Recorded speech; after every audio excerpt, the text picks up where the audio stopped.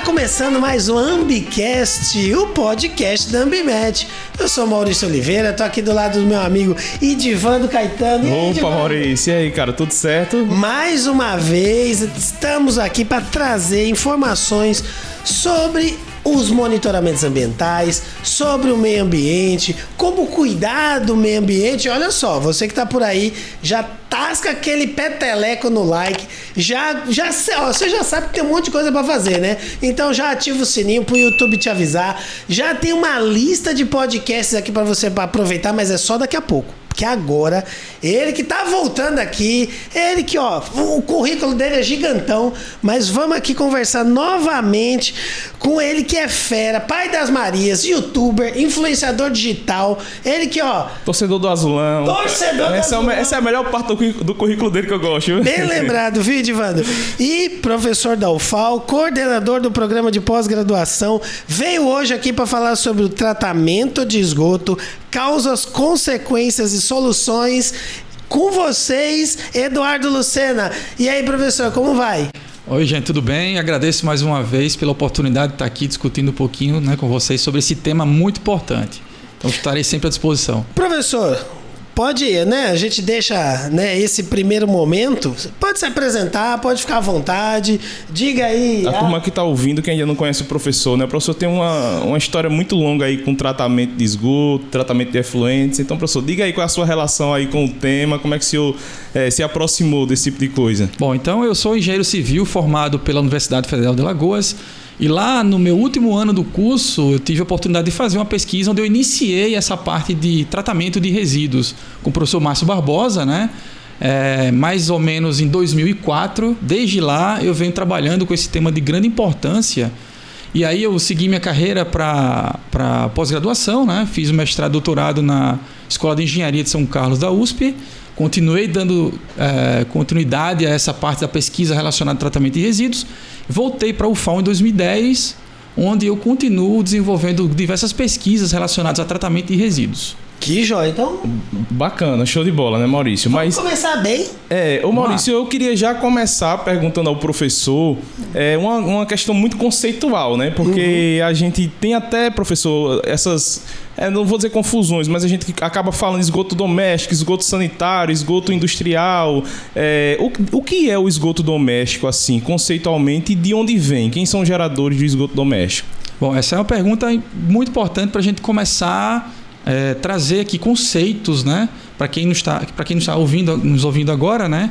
Para que não haja conflitos. Bom, então é importante a gente citar, inclusive, uma norma brasileira, a BNT, a 9648 de 86, que fala que esgoto doméstico é o despejo líquido resultante do uso da água para higiene pessoal, né? E necessidade também fisiológica humana. Então, o que vem nesses despejos que nós utilizamos para nossas atividades diárias é considerado como esgoto doméstico. Certo. Quem gera, então, qualquer atividade humana, seja ela na indústria ou nas residências, né? São os agentes geradores desse esgoto doméstico, não é isso? Eles são provenientes de banho, limpeza de roupas, louças, né? Descarga de vaso sanitário. Então, esses são os geradores do esgoto sanitário. Surgiu, professor, até uma dúvida. A gente estava, enfim, no processo de outorga de um poço, de o que era água para o consumo humano. E que, na verdade, é aquilo que gera o esgoto doméstico também. As pessoas achavam que a água para consumo humano era só aquela que você podia beber, mas não aquela que você toma banho também, porque você tem contato com a água, aquela que você cozinha, né? Aquela que você lava os alimentos. Então, todas essas atividades, né, professor, gera o que a gente chama de esgoto doméstico, é isso mesmo? Exatamente. Vou trazer um dado que eu acho que é importante a gente quantificar, né? Acho que quem é engenheiro, quem é dessa área mais específica, gosta de números, né? Então, só para a gente ter uma ideia, nós consumimos mais ou menos de 100 a 200 litros de água por dia, cada um de nós. Então vamos supor, Maceió tem 1 milhão de habitantes. Então multiplica aí, 1 milhão vezes 200 litros por dia. 200 milhões, né, de litros de água por dia. Esse é o consumo médio de Maceió. Cerca de 80% dessa água consumida vira esgoto, né? Então, se você consome 200 litros de água, então você vai ter aí 160 litros de esgoto gerado por habitante dia. Então, olha o tamanho do problema que nós temos que enfrentar. Né? Mas nós vamos discutir que existem soluções. Que bom. Certeza. Mas aí aqui a gente está falando de esgoto doméstico, esgoto sanitário, Mas assim, não é só do doméstico das casas, não, né? Isso quer dizer que quando a gente está na nossa empresa, quando a gente está né, numa atividade laboral, quando a gente está no hotel, enfim, bem lembrado, atividade humana. Então, isso também está dentro desse conceito, sim ou não, professor? Porque, sim, veja, não é só o que eu estou consumindo na minha casa, mas é o que eu estou consumindo durante o meu dia, que eu posso estar no trabalho, que eu posso estar fora da minha casa, especificamente falando. Como é isso? Isso mesmo. Então, esse número que eu trouxe de 100 a 200 litros, é exatamente pensando na produção, na origem, né? Então, eu tenho, por exemplo, nas escolas, nas universidades, né? Nas próprias indústrias, nós temos a linha de produção de esgoto sanitário, né, oriundo dessas atividades humanas, né? Nós temos outros empreendimentos que também produzem esse tipo de esgoto. Então, a depender do tipo de empreendimento de atividade, a quantidade e o que tem nesse esgoto varia. Uhum. Tá? Ô, professor, eu acho que essa dúvida acontece também porque uma empresa, né, uma instituição de um CNPJ, ela é muito cobrada no seu processo de licenciamento para o tratamento do seu esgoto doméstico. As casas, as residências não têm essa cobrança, você lança aquilo ali, paga pelo esgoto e ali vai para a estação de tratamento pública, geralmente, pode ser privada também, mas que há essa cobrança nos PJs, inclusive nos condomínios, né, que tem a constituição do CNPJ. Então, tanto as empresas, né, como os condomínios está tendo essa cobrança no processo de licenciamento, sobretudo das empresas, para o tratamento do efluente. Então tem essa diferença também, né? A casa não é obrigada a tratar, mas aí o condomínio, a empresas, aí sim tem essa obrigatoriedade, né? Isso é muito importante, né? Então é importante também frisar que seja observado os aspectos legais. Uhum. Então cada município, cada estado tem o seu aparato legal que apresenta essa questão das obrigatoriedades, uhum, quais são as conformidades, né? Então, existem também as resoluções do Conselho Nacional do Meio Ambiente, que a gente tem que observar para ver os padrões de lançamento e etc. Mas vai começar isso já, vamos lá. Então, já que tem todo um processo normativo nisso, é possível que a gente consiga medir. Eu estou imaginando aqui, viu, gente? Os especialistas aí são vocês, mas eu fico imaginando assim que é possível medir o quanto aquele esgoto é prejudicial para a nossa saúde. Mas como é que isso é feito, professor? Como é que a gente consegue ter um indicador de qualidade, ou de que forma a gente consegue medir o quanto aquela, de alguma forma, poluição vai fazer mal para a nossa saúde? Então, dentro das características do esgoto sanitário, a gente tem alguns parâmetros que nós utilizamos para medir, por exemplo, o impacto que ele pode trazer do seu despejo inadequado do meio ambiente. Aí temos vários parâmetros, a DBO, demanda bioquímica de oxigênio, a DQO, a quantidade de nitrogênio presente, né? Principalmente nitrogênio amoniacal, que é oriundo da urina, né? Uhum. Nós temos também fósforo, o pH também do esgoto que é gerado, né? A quantidade de sólidos. Então, esses são parâmetros que nós utilizamos para verificar o potencial poluidor e contaminante do esgoto, inclusive os coliformes, os micro-organismos que transmitem doenças, né? São os patógenos. Então, isso daí é muito importante a gente conhecer para saber qual é o impacto desse esgoto, né, para o meio ambiente como um todo, né? A saúde humana, enfim. Ô, professor, a gente estava até conversando, né, que na indústria, e a gente vai falar também sobre isso aqui, dependendo do processo industrial, você tem uma característica diferente daquele efluente gerado ali naquele processo. Sendo que no esgoto doméstico isso é muito mais previsível, né, professor? A gente tem alguns indicadores ali e tem uma série de... A composição do próprio esgoto doméstico, ela já deixa essa previsibilidade maior. Professor, o senhor poderia traçar para a gente, porque assim, eu acho muito interessante isso, e me parece que são os principais vilões, a questão da matéria orgânica, dos micro-organismos e dessa relação que há do consumo dessa matéria orgânica com a diminuição do oxigênio onde vai ser lançado, né? Então, o senhor considera esse sendo realmente o principal vilão, assim, indicador do esgoto doméstico e como é que dá essa interação entre micro-organismo, matéria orgânica e oxigênio? Exato, eu acho que isso é muito importante, né? Porque essa é a grande composição. Nós temos cerca de 99,9% no esgoto é água. O restante é exatamente o lodo que contém todos esses compostos que a gente está falando, né? Nitrogênio, fósforo, sólidos, micro-organismos, né? Então, isso daí é muito importante a gente conhecer. E exatamente isso, né? Então, quando eu falo assim, uma DBO, DQO, né? Quanto maior for o valor desse parâmetro... Lembrando, Vamos com calma.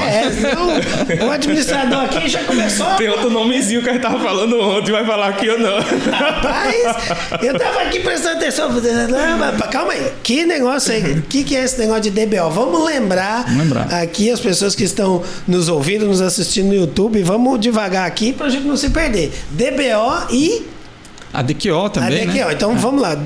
Abre parênteses, já a gente volta, mas vamos lá. O que é esse negócio aí, professor? Bom, DBO, demanda bioquímica de oxigênio, e a DQO, a demanda química de oxigênio. A gente usa muito a DBO no esgoto sanitário, no esgoto doméstico, porque nós temos muito mais matéria orgânica biologicamente degradável. Então, o que significa?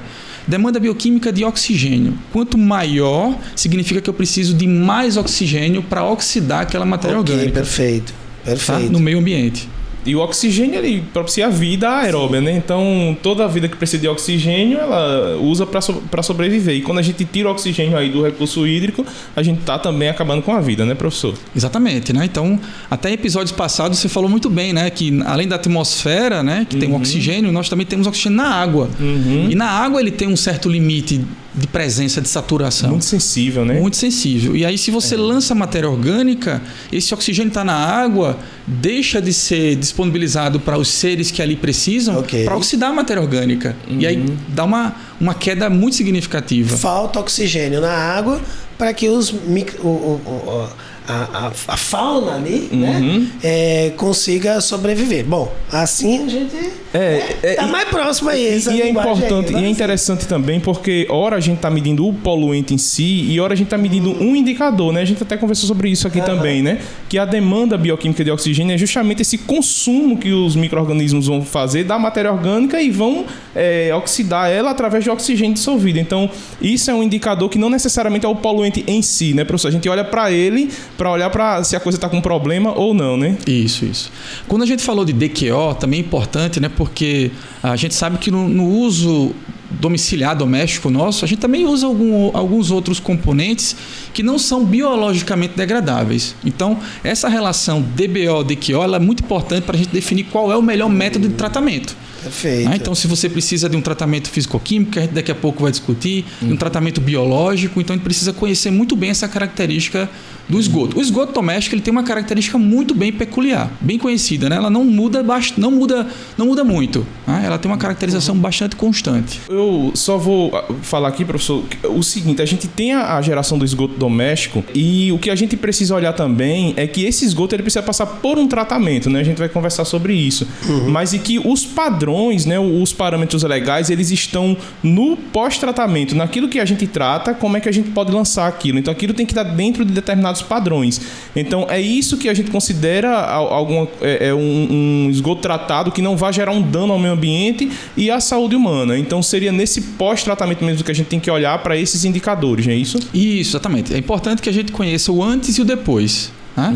Então, eu tenho que saber como é que está o esgoto que está sendo gerado, para poder eu entender quais seriam, por exemplo, os melhores métodos de tratamento, para depois analisar após esse método para ver se está sendo eficiente ou não. E é muito importante o que você falou, porque existe uma resolução específica do Conselho Nacional do Ambiente, né?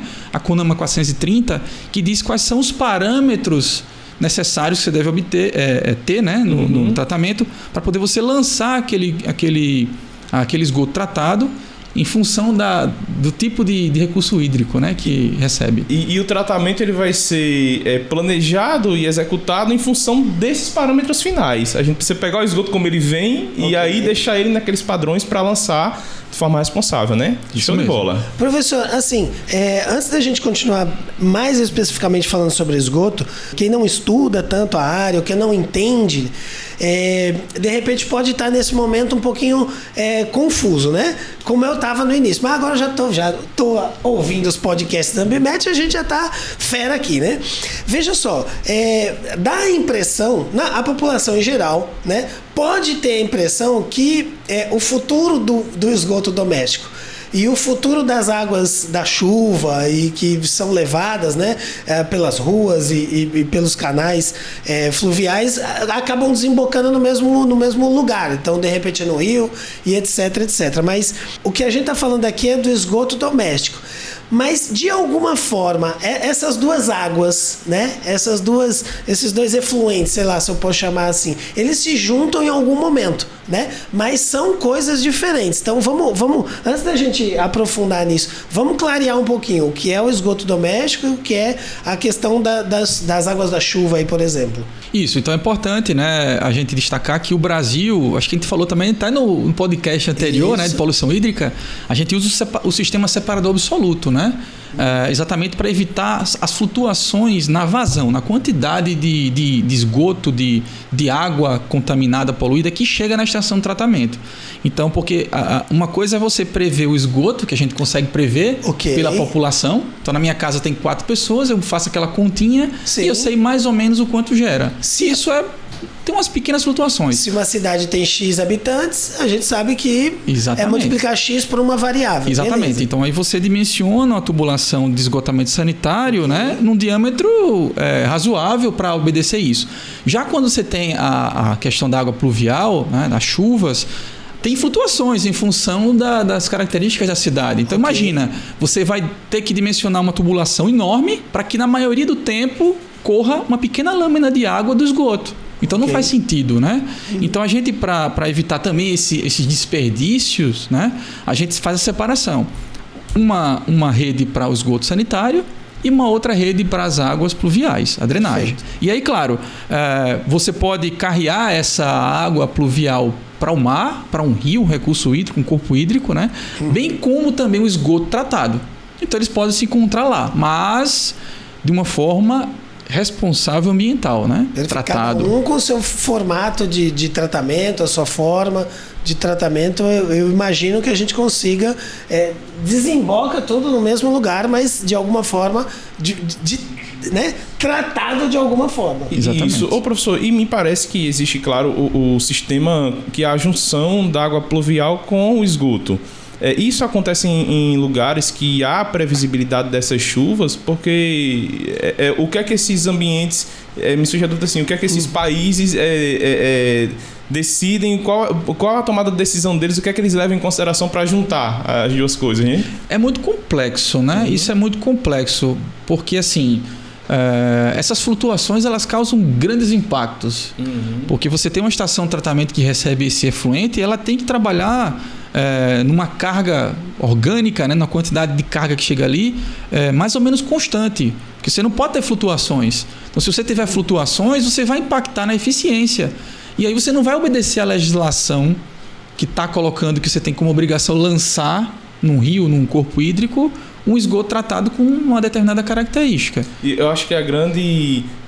o que a gente deve pensar, né, como cidadãos e profissionais que somos, é que a água pluvial ela precisa seguir o máximo possível o ciclo hidrológico, né? Então, que a gente consiga infiltrar essa água e escoar menos ela superficialmente, menos dentro dos canais, para aumentar essa vazão e os problemas que a gente observa quando acontece as fortes chuvas, né, professor? Isso é importante porque é o seguinte, se você promove essa infiltração, você está promovendo o tratamento dela. Show. Porque como a gente viu, a poluição difusa que acontece, né? Então você tem a chuva, que já tem o próprio poluente atmosférico, que vai varrendo os resíduos que estão no solo, e isso vai sendo carreado para a rede de drenagem da cidade.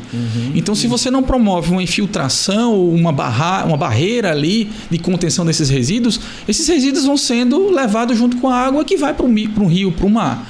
Então, a gente tem que promover dispositivos para que ele seja retido antes de chegar lá no mar. Senão você tem que fazer um tratamento, né? Vê como as coisas estão ligadas, né? A gente já tá falando de água pluvial aqui e tá tudo certo. Exatamente. Até porque, Edivando, no final parece que é tudo igual, né? Então, assim, quando você vê lá um dos nossos riachos aqui, por exemplo, da nossa cidade, quando a gente vê transbordando na chuva, a gente já pensa que ou de esgoto é da chuva, é de tudo junto, você já bota a culpa em tudo e aí é ótimo esse Mas podcast. É importante a gente saber essa diferença das coisas. Que já explica o que é cada coisa. Perfeito. Assunto que daria outro podcast só para falar dessas diferenciações, mas agora aquele momento para a gente dar aquele break e daqui a pouco a gente volta.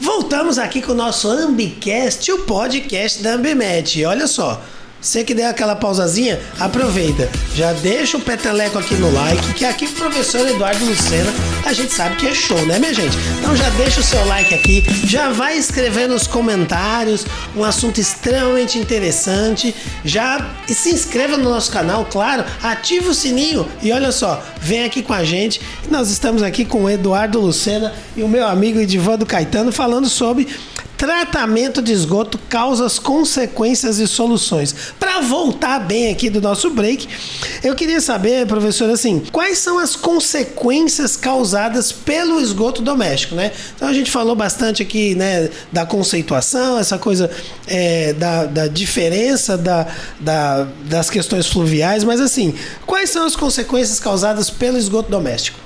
Bom, a disposição inadequada do esgoto doméstico, né, causa vários impactos ambientais. E é importante, quando a gente pensa em impacto ambiental, a gente pense nos 3 meios que existem. O meio físico, água, solo, né? O meio biótico, fauna e flora, e o meio socioeconômico, a sociedade, a economia. Então, o lançamento indevido, né, desse esgoto sem ser tratado vai causar impactos nesses 3 meios. Então, por exemplo, poluição hídrica. Aí vai ter as doenças de vinculação hídrica, que vai impactar no meio socioeconômico, né? Que vai impactar na água, que vai impactar no solo, na fauna, flora, né?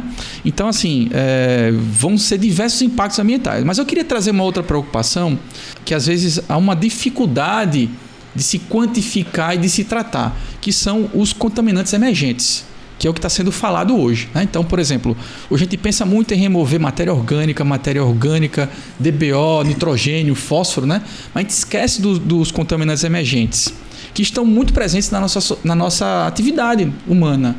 O que são esses contaminantes emergentes? Exemplos, né? São substâncias oriundas do uso de medicamentos.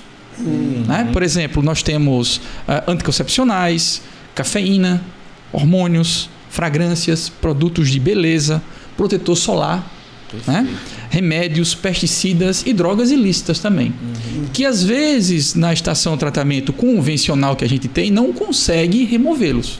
E aí veja, eu trato esse resíduo, lanço no corpo hídrico, e onde é que está a minha fonte de abastecimento da cidade? Lá no corpo hídrico. Então eu posso ter um impacto em uma outra estação de tratamento, que é a estação de tratamento de água. Né? Que é para remover esses poluentes emergentes. Então esse é um outro problema e um outro impacto que pode trazer. Além, claro, por exemplo, pensando no meio aquático, né? O lançamento de uma grande quantidade de matéria orgânica, eu posso trazer o efeito da eutrofização, que é o crescimento excessivo de algas no meio, né? Principalmente pela presença de nitrogênio, fósforo, né? Que tem ali, que são os nutrientes para o crescimento da vegetação. Se eu estou crescendo muita alga, eu estou impermeabilizando a lâmina d'água, o sol não penetra, não tem a fotossíntese que produz o oxigênio ali dissolvido, né? Ô, professor, e assim, veja como isso é tão sério, porque assim, se não é visto, se tem alguma substância, está em movimento, né? A legislação ela se atualiza, enfim, as discussões elas acontecem e vez ou outra está entrando um novo poluente ali, um novo parâmetro. Mas se isso não é previsto no tratamento do esgoto, isso é lançado no corpo hídrico. E se isso também não é previsto no tratamento do abastecimento da água, então acaba chegando na torneira da gente uma coisa que não foi previsto nem no tratamento do esgoto, nem no tratamento da água. Então, o negócio pode passar batido aí e a gente está consumindo uma coisa, né, que de repente está fazendo muito mal à nossa saúde. Inclusive, eu queria até trazer aqui divulgar um trabalho que o nosso programa de pós-graduação de curso de saneamento da UFAL fez, do Antônio Ana Guerra, orientado pela professora Cleuda. Ele monitorou alguns poços para verificar a presença, por exemplo, de cafeína, que é um poluente emergente, né? E é um indicador de atividade, né, que impactam os recursos hídricos, mais especificamente as águas subterrâneas. Então ele verificou a presença assim, de concentrações de cafeína. E aí ele estudou formas de tratamento, como filtração, solo, né? Até onde ela vai, até em que camada de solo ela vai. Então, vocês podem encontrar essa dissertação lá no nosso site do PPG-RHS, UFAL, para terem mais informações. Bacana. Quem está nos ouvindo, né? Show de bola. Vamos lá, gente, que o conteúdo é muito bom.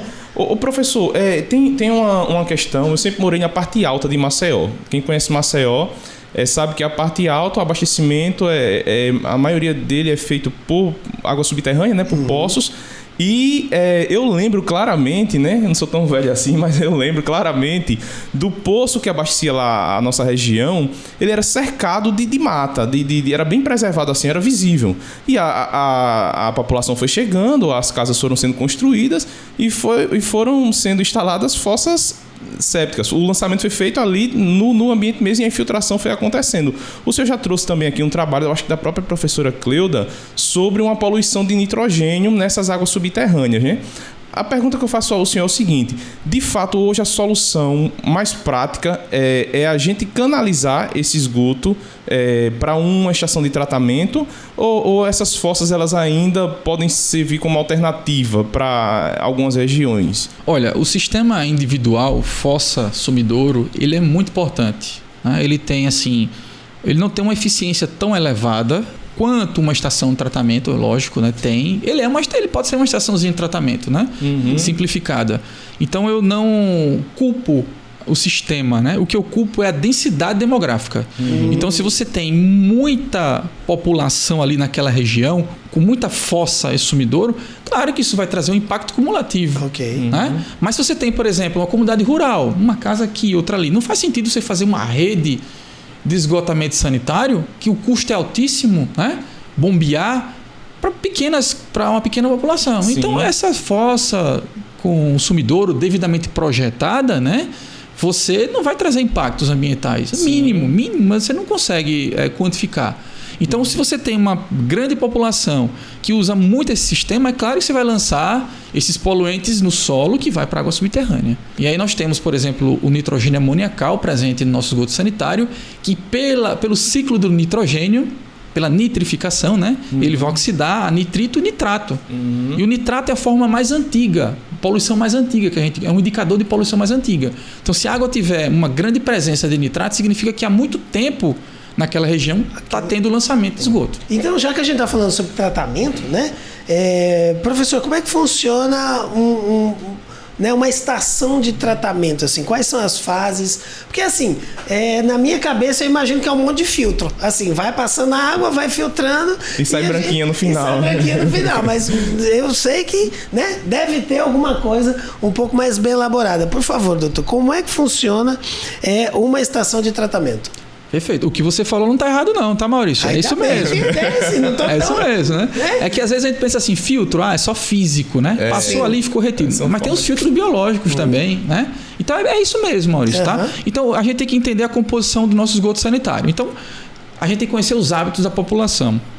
Por exemplo, se a população joga papel higiênico no vaso, às vezes uma tampinha de uma garrafa ou de um óleo, né? Uma embalagem, um rótulo, isso tudo pode ir para a rede de esgotamento sanitário. Isso pode chegar na estação de tratamento. E imagina você ter que projetar uma estação para poder tratar tudo isso.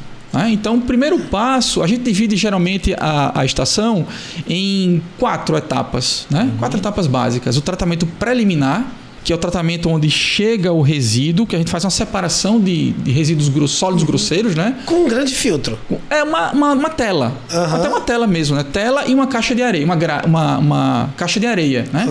Então você tem primeiro uma grade que retém esses sólidos grosseiros que chegam na estação de tratamento, chega de tudo, você imaginar. O que passa, né? Vai para uma caixa de areia para poder decantar e aí depois começa assim as outras etapas do tratamento. Aí nós temos a etapa primária, secundária e podemos ir até a terciária se você quiser promover o reuso desse afluente, né? Desse esgoto sanitário. Inclusive, por exemplo, existem vários estudos, a Embrapa até recentemente apresentou num programa desse de rural, né?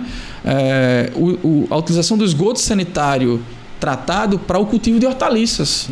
Imagina, né? Então é possível sim, com todos os cuidados, com todo o monitoramento, a partir de um processo terciário, você conseguir remover alguns poluentes específicos, principalmente os micro-organismos patogênicos que transmitem doenças. Né? Então, isso é muito importante, né, professor? Porque você deixa de captar a água de um recurso natural que vai sobrando. Exatamente. Você vê que eu não tô tão longe não, viu, Divan? É sinal Claro. que tô assistindo todos os podcasts aqui da Ambimed. Eu sugiro todo mundo assistir também. Mas daqui a pouco vocês olham lá a listinha lá. Agora vamos aqui, professor Eduardo. Até porque, professor, veja só, a gente fica pensando que de alguma forma o esgoto vai existir pelo fato da atividade humana, né? Então, assim, né? Pelo fato da população. Sim. Mas aí surge a pergunta, de quem é a responsabilidade, afinal, né?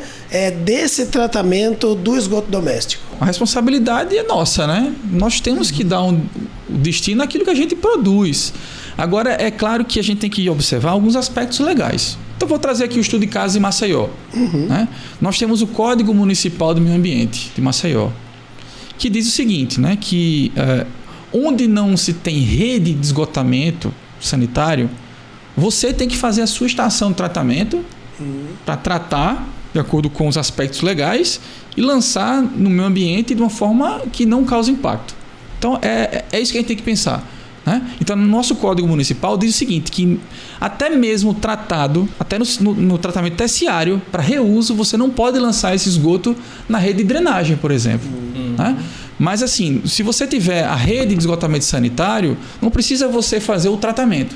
Basta você fazer a ligação nessa rede, claro, com todos os trâmites legais, né? Da companhia local, para poder autorizar você fazer o uso da rede, né? Que você vai pagar a tarifa, etc. Você pode fazer dessa forma, tá? Mas a obrigação é do gerador, né? Fazer o tratamento, que é a responsabilidade dele, né? Então é muito importante pensar também e observar esses aspectos legais. Isso quer dizer que, por exemplo, um condomínio pode ser responsável pelo esgoto. Um prédio, né, pode ser responsável, uma empresa, uma indústria. Então, assim, todo mundo pode ser responsável, é isso mesmo? É isso mesmo. Existe até, por exemplo, exemplos de prédios construídos que em locais que não tem rede de esgotamento sanitário e que não tem espaço na sua área para construir uma estação de tratamento, que diariamente usa os carros limpa-fossa para recolher os dejetos lá produzidos. Então, o custo disso é elevadíssimo. Né? Então tem que se pensar nisso.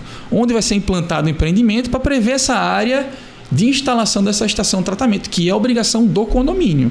Então, se ele não obedecer esses requisitos legais, ele vai sofrer as penalidades cabíveis de acordo com as leis locais, enfim. O professor, agora a unidade, por exemplo, a residência, né? Eu sou lá o morador da minha rua e não tem a rede de esgotamento ali. Eu vou ter que utilizar do processo de sumidouro e fossa, porque aí eu não tenho como criar uma estação de tratamento dentro da minha casa para lançar, né? Isso. E me parece que nesses lugares bem densos demograficamente é muito importante que o poder público também olhe para isso e crie estratégias para tratar esse esgoto, né? Eu acho que essa responsabilidade também do poder público é importante, né? Perfeito. Sim, é uma combinação, né? Porque, por exemplo, você tem que pensar no ordenamento territorial. Você não pode pensar em deixar crescer de forma desordenada. Esse é um grande problema que nós temos, não só aqui na nossa cidade, né? Mas no Brasil inteiro. Então, essa falta de planejamento, ou seja, pensar nas políticas setoriais, nos planos, né, nos planos diretores, plano de saneamento, plano de recursos hídricos, tudo integrado, para poder você crescer com responsabilidade. Porque não poderia ter um crescimento habitacional sem uma estratégia de coleta de esgoto, né? Sem infraestrutura, né? Sem infraestrutura, sem rede de energia, sem abastecimento de água, sem coleta de esgoto, sem drenagem, né? Porque a gente acha assim um absurdo não ter energia, não ter água, e às vezes o esgoto não está lá, a rede de coleta e a estrutura, e a gente não acha tão absurdo assim, mas na verdade é tão quanto, né? Sim. Isso é muito importante. É interessante que esse ciclo, né? O Edivando acabou de comentar a questão da concentração, né? Então, a concentração do poluente pode fazer mal, né? Sim. E aí a gente percebe que essa concentração está muito atrelada à quantidade, né? Então eu já percebia isso. Eu tô aqui prestando atenção, eu tô aqui aprendendo também. Então, assim, se a gente tiver, de repente, numa área onde tiver um sumidouro, uma fossa, talvez não tenha tanto problema. Agora, se eu tiver 10, 20, 30 num pequeno espaço, talvez a gente vai ter problemas com isso, né? Maurício, deixa eu só colocar uma coisa importante. Nas minhas experiências de realização de alguns planos de saneamento em alguns municípios, a gente observou problemas só de um sumidouro. Mas aí eu vou dizer que foi uma questão muito específica, né? Então, você está lá na comunidade rural, a pessoa não tem uma rede de abastecimento de água, então o que é que eles fazem? Cavam um poço para ele e faz a sua fossa. Aí a gente encontrou vários problemas. Por quê? Porque a fossa estava muito mais próxima da casa, numa altura, relevo maior, e o poço de água estava um pouco mais abaixo, numa cota mais abaixo. Então o que é que acontece? Por gravidade, o esgoto vai caminhar para o poço.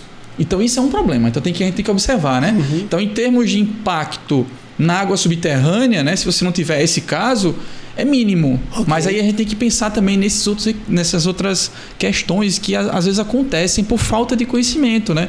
De orientação para a sociedade. E porque as pessoas, assim, quem não é da área, acha que o esgoto ou a água infiltra e desce de forma vertical. E, na verdade, esse deslocamento da água subterrânea acontece também na horizontal. Inclusive, ele vai para as cotas mais baixas e vai encontrar um novo corpo hídrico, né, no caso. Então, as águas, tanto superficiais como subterrâneas, elas seguem esse curso. Então, é importante observar isso. Qual que é o problema, né? Então, nós precisamos de água. Então, nós temos a captação da água no rio. Né? Essa água é captada, vai para uma estação de tratamento de água. Essa água ela é bombeada para os reservatórios e distribuída para a cidade. Essa água que é distribuída pela cidade, ela é consumida e vira esgoto. Então esse esgoto ele é coletado pela rede de esgotamento sanitário, leva-se para uma estação de tratamento de esgoto. Esse esgoto ele é tratado e é devolvido para o recurso hídrico. Mas para você captar a água, você precisa de um instrumento legal, que é a outorga de captação de água, previsto na Lei 9433 de 97, Política Nacional de Recursos Hídricos. Para captar a água e para você lançar esse esgoto no rio, um corpo hídrico, você precisa de uma outra outorga, que é a outorga de lançamento de efluentes. Perfeito. Para tudo isso tem requisitos legais, parâmetros, como o Edivando falou, né? Tem que obedecer todas essas questões. E em todos eles dá para fazer os monitoramentos ambientais para saber, identificar os indicadores, etc. Devem ser feitos, né? A gente precisa fazer. Mesmo tendo a rede de esgotamento sanitário, existe uma coisa que é muito importante que o condomínio faça, que é a limpeza das caixas de gordura. Então, os prédios, por exemplo, têm as caixas de gordura, as casas têm, você tem que mantê-la, tem que fazer a manutenção constante dela, porque essa gordura ela vai para a rede de esgotamento sanitário e pode promover o entupimento. Então, isso é um prejuízo enorme, né? Para todos os lados. Então, tem que ter essa inspeção, limpeza também da sua caixa de gordura, com frequência. Olha aí, hashtag fica a dica aí para todo mundo, né? Show de bola. Professor, veja só, a gente, né? Não sei nem se eu posso falar isso desse jeito, mas a gente, de uma certa forma, vê a questão do tratamento do esgoto como um problema, né? A ser resolvido, a ser superado, um desafio, né? Da população, da atividade humana. Não sei nem se eu posso dizer assim, mas que é um desafio, né? Sim. A gente consumir a água, conseguir jogar essa água no corpo hídrico, até porque a gente vai consumir de volta, né? Não tem fora. É um ciclo, não tem fora, né? Na terra, né?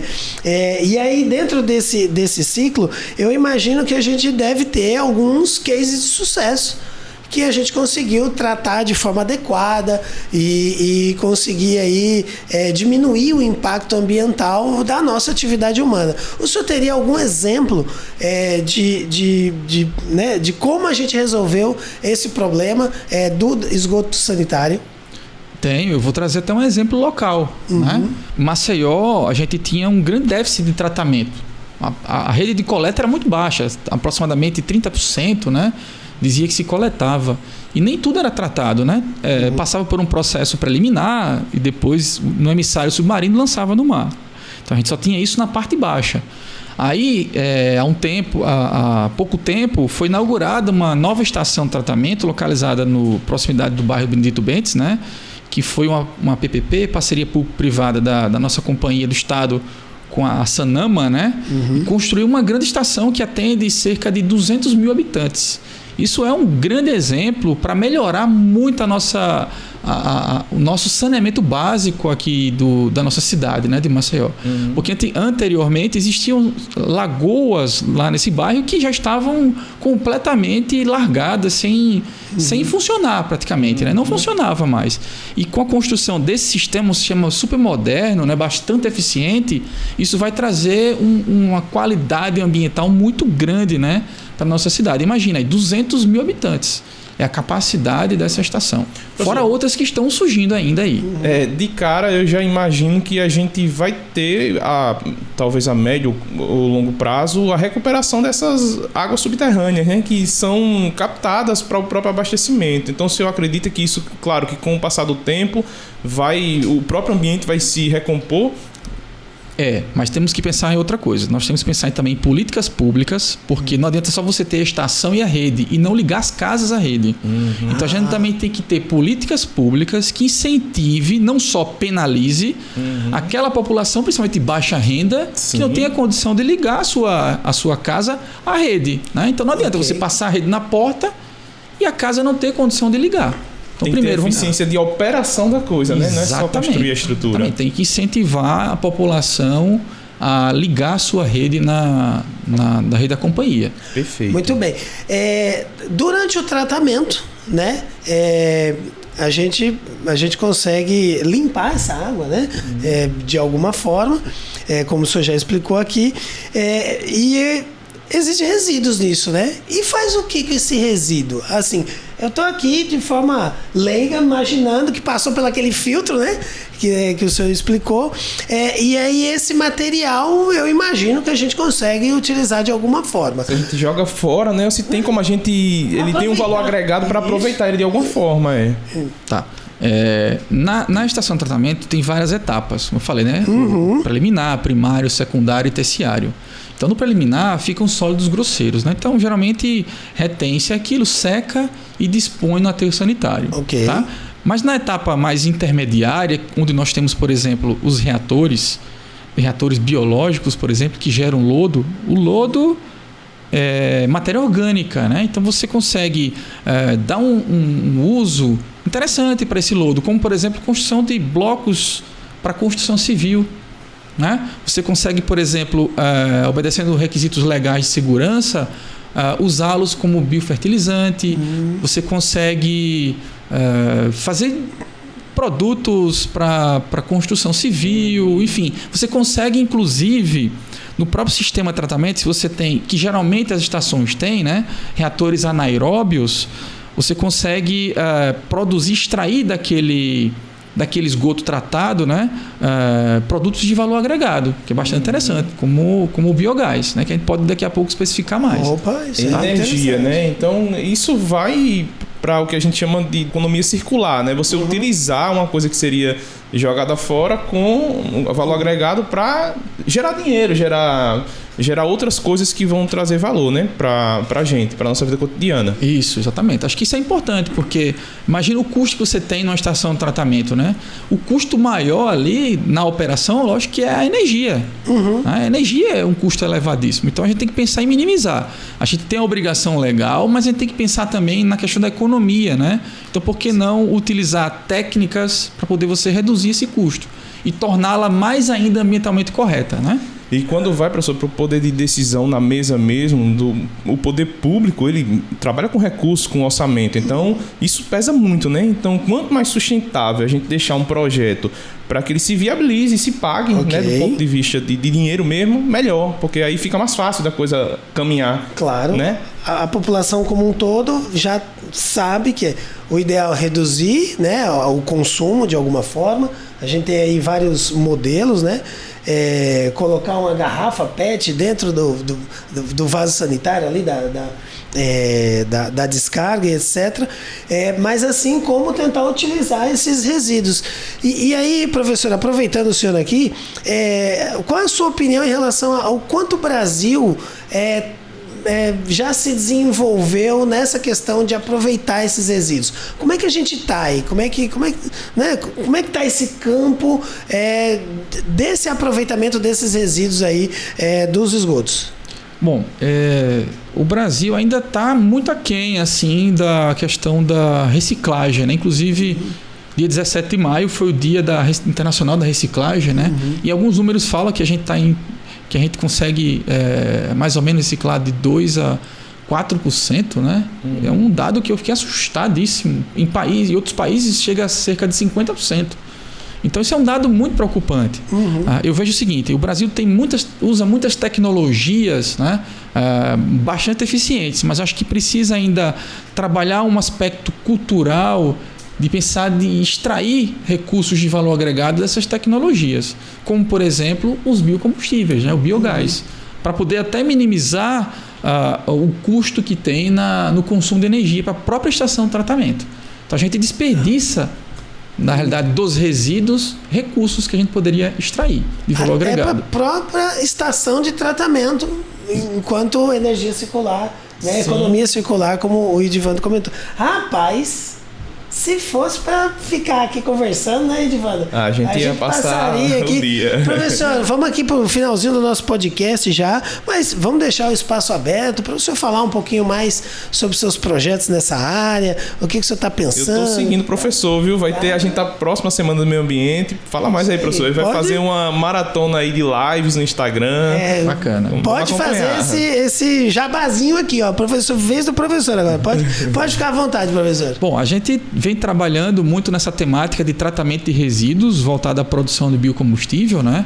Na realidade, o esgoto sanitário ele tem uma baixa carga orgânica em comparação com outros resíduos agroindustriais, por exemplo. Então, meu foco tá mais hoje voltado aos resíduos agroindustriais, que eu acho que é um problema ainda tão significativo quanto o esgoto sanitário, mas o esgoto sanitário já tem muito...